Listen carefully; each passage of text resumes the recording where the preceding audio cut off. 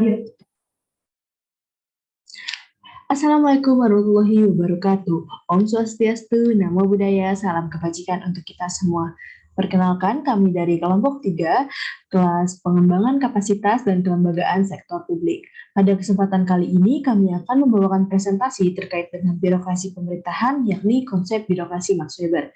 Sebelum kami memulai presentasi kali ini, izinkan kami mengucapkan terima kasih yang sebesar-besarnya kepada Bapak Muhammad Sobarudin, selaku dosen pengampu pada mata kuliah kali ini. Baik, selanjutnya izinkan kami juga untuk memperkenalkan diri kami terlebih dahulu. Mohon di next. Yang pertama, dengan saya sendiri, saya Kaula Adha Raihan, kemudian rekan saya. Saya Arsya Livia Rahmadita. Baik, selanjutnya. Yang akan kita bahas pada hari ini adalah terkait dengan birokrasi dan konsep birokrasi Max Weber. Pada birokrasi terdapat sejarah birokrasi, dan birokrasi pemerintahan. Kemudian pada konsep birokrasi Max Weber ada biografi Max Weber, konsep birokrasi Max Weber, dan terakhir terkait dengan prinsip-prinsip birokrasi Max Weber. Silakan, mohon di next.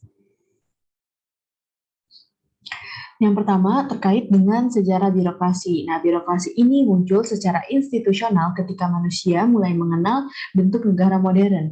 Berdasarkan istilah, birokrasi berasal dari kata biro dan kratya yang artinya dari meja ke meja. Diawali pada tahun 1760, berdasarkan objek kajian ilmu pengetahuan, birokrasi ini mulai dilakukan ketika berlangsungnya Revolusi Prancis pada abad ke-1760. Dilanjut kepada tahun 1800, setelah gagasan De Gaulle muncul, terjadilah perluasan terhadap istilah birokrasi pada kamus politik di Eropa. Sebelumnya istilah birokrasi ini seperti di Prancis disebut dengan birokratik, di Italia birokrazia, dan Inggris itu birokrasi. Kemudian muncul juga istilah baru seperti birokratisme, birokrat, birokratisasi, dan birokratik. Berdasarkan pada kamus Prancis, istilah birokrasi sebagai pengaruh dari pemimpin, kekuasaan, dan staf biro pemerintahan atau government bureau. Dilanjut pada tahun 1813, berdasarkan pada kamus Jerman, istilah birokrasi ini sebagai kewenangan atau kekuasaan, di mana hal ini merupakan tempat anggota departemen, pemerintahan, dan cabang merebutnya dari warga negara baik diri mereka sendiri. Selanjutnya, pada tahun 1819 dan 1820, konsep birokrasi mulai meluas ke Inggris. Hal ini diawali dari karya berbahasa Jerman milik Gorst dengan judul Germany and the Revolution pada tahun 1819. Kemudian pada tahun 1820-nya diterjemahkan ke dalam bahasa Inggris dan mulai disebarluaskan di Inggris. Selanjutnya, terakhir pada tahun 1848, Mill dalam karyanya Principle of Political Economy menempatkan diri sebagai penentang dari konsentrasi semua keterampilan dan pengalaman serta kekuasaan dari tindakan terorganisasi yang di tangan manajemen kepentingan yang luas. Mills juga menyebutnya sebagai dominan birokrasi yang muncul dalam masyarakat Inggris. Mills juga menegaskan kecenderungan ini tuh karena adanya penyebab utama dari rendahnya kapasitas kehidupan politik yang menandai karakteristik dari negara yang terlalu diatur saat ini. Selanjutnya dilanjut oleh Arsy. Baik, selanjutnya di sini kira-kira apa sih birokrasi itu? Nah, saya akan menjelaskan lebih detail mengenai birokrasi itu seperti apa secara umum. Birokrasi merupakan sebuah sistem yang mengurus suatu organisasi untuk mendapatkan pengelolaan yang efisien, efektif, dan rasional, di mana efisien adalah usaha memberantas segala pemborosan bahan dan tenaga kerja maupun gejala yang merugikan, sehingga melalui birokrasi dalam menjalankan tugas akan lebih tepat, cermat, dan berdaya guna. Nah, cara kerja yang efisien itu dapat diterapkan oleh setiap pegawai yang ada untuk seluruh pekerjaan, baik pekerjaan yang kecil maupun yang besar. Yang kedua, efektif. Efektif sendiri merupakan sebuah usaha untuk mendapatkan tujuan, hasil, dan target yang diharapkan dengan tepat waktu. Maka melalui birokrasi dapat mengarah ke arah yang lebih positif dan tujuan yang ditetapkan sebelumnya itu berhasil dicapai. Yang terakhir ada rasional, di mana berarti menurut pikiran dan pertimbangan yang logis, serta menurut pikiran yang sehat atau cocok dengan akal sehat. Seperti itu. Next. Selanjutnya ada istilah birokrasi yang disistematisasikan pada beberapa kategori. terdapat 3 kategori, yaitu birokrasi yang rasional atau birorasional, yang kedua birokrasi suatu penyakit atau biropatologi, dan yang terakhir birokrasi yang netral atau value free. Yang pertama, birokrasi yang rasional, di mana birokrasi berperan menjadi institusi yang menghubungkan antara negara dengan masyarakat sipil, di mana negara menjalankan seluruh kepentingan umum, sedangkan masyarakat sipil menjalankan semua kepentingan khusus masyarakat.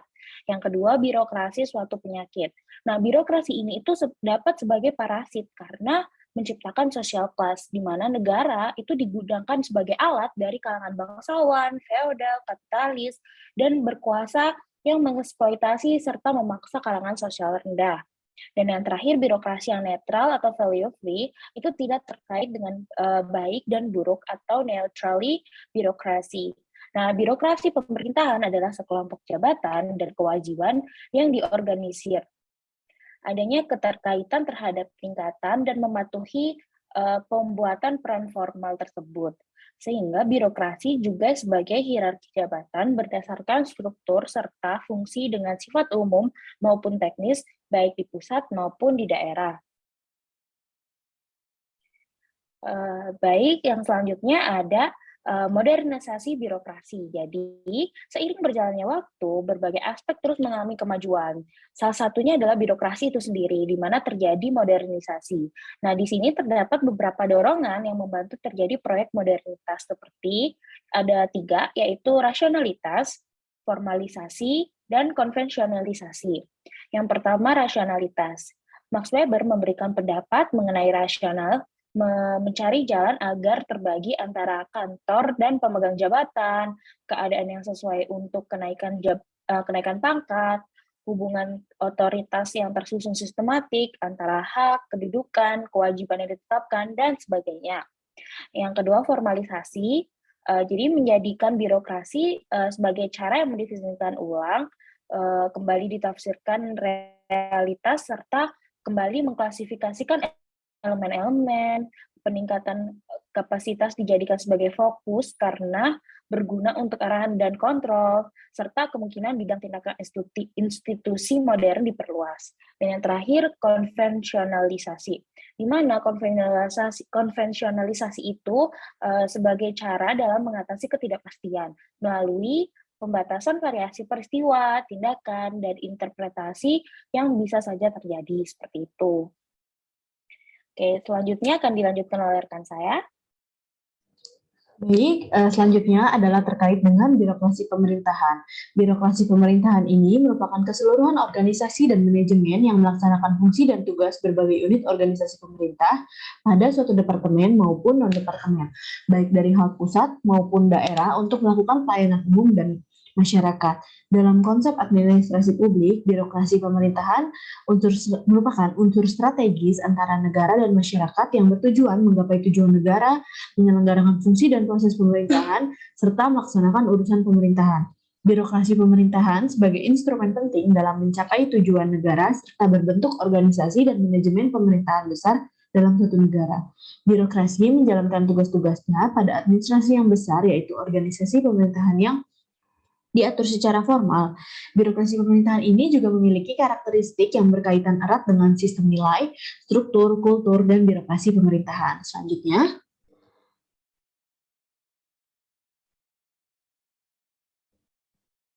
selanjutnya terkait dengan birokrasi pemerintahan ini, di suatu organisasi pemerintahan dikategorikan ke dalam 3 hal. Yang pertama, melaksanakan pelayanan secara langsung kepada masyarakat. Yang kedua, mengatur kepentingan umum. Dan yang terakhir adalah untuk tujuan pembangunan, menjalankan kegiatan pembangunan pada sektor-sektor khusus. Selanjutnya, kemudian dilanjut pada prinsip dasar dan karakteristik ideal. Terdapat 11 prinsip dasar. Yang pertama, kerja yang tepat pada peraturan atau rule, di mana pejabat harus tunduk pada suatu pengendalian yang dipersatukan oleh sistem yang disipliner.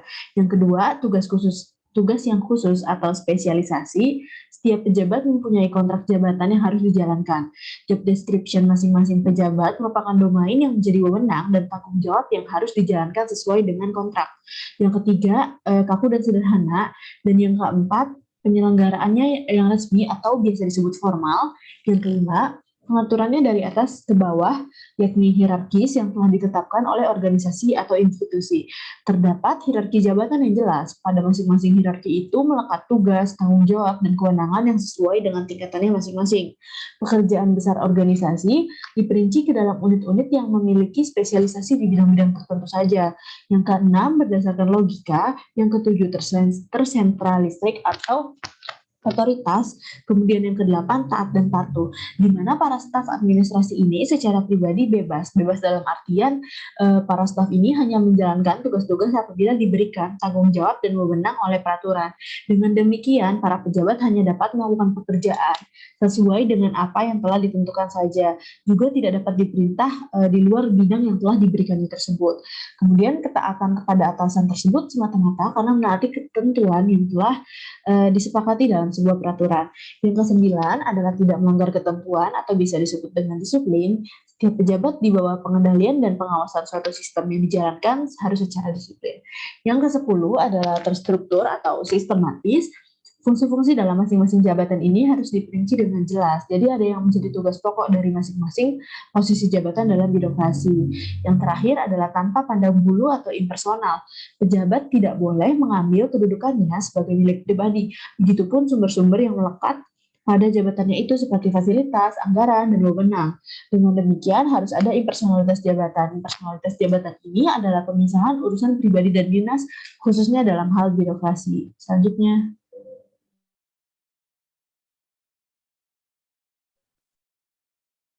Baik, selanjutnya siapa sih Max Weber ini? Nah, Max Weber kenapa selalu sering disebut di dalam birokrasi sebagai tokoh yang cukup penting?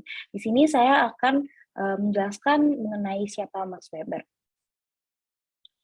Dari biografi Max Weber memiliki nama lengkap Maximilian Weber, lahir di Erfurt, Jerman pada tanggal 21 April di tahun 1864.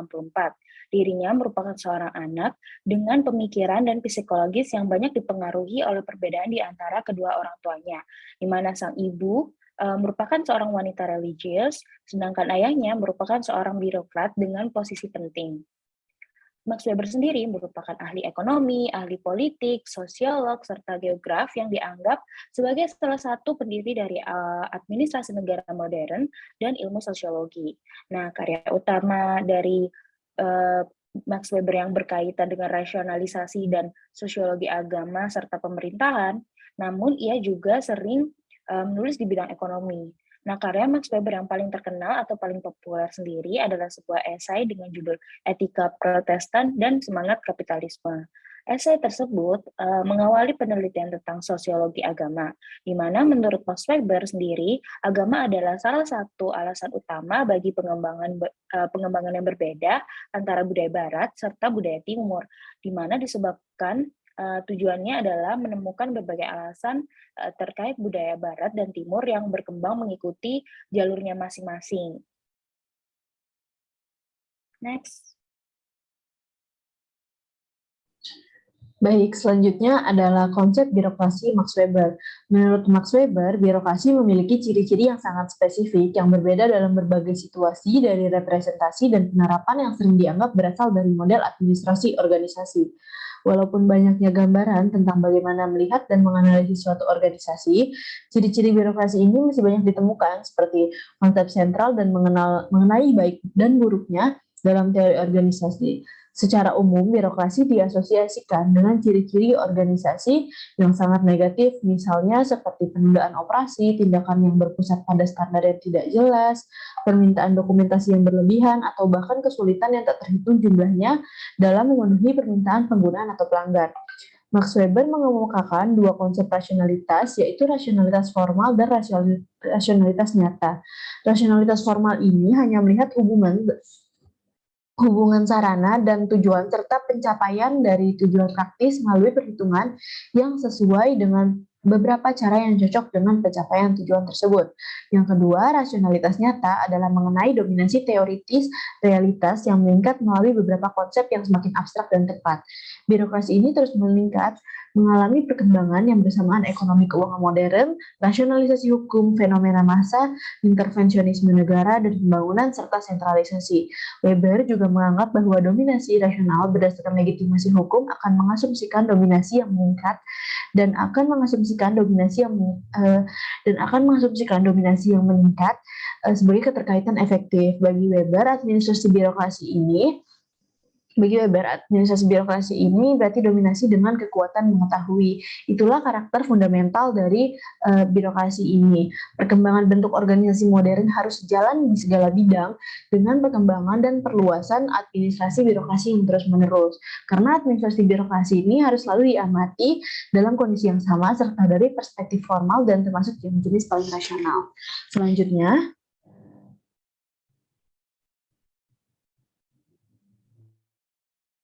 Baik, selanjutnya ada birokrasi adalah contoh paling khas dari dominasi hukum.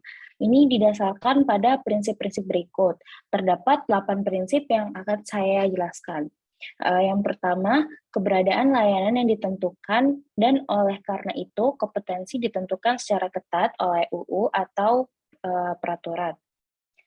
Yang kedua, perlindungan karyawan dalam menjalankan fungsinya dan berdasarkan undang-undang menjadi pegawai negeri sipil dilakukannya seumur hidup, sehingga pengabdian kepada negara menjadi profesi utama daripada pekerjaan sampingan, bersama dengan profesi lain. Yang ketiga, hierarki fungsi artinya bahwa sistem administrasi sangat berstruktur dalam posisi layanan dan manajemen bawahan, dengan kemungkinan naik banding dari instansi yang lebih rendah ke instansi yang lebih tinggi.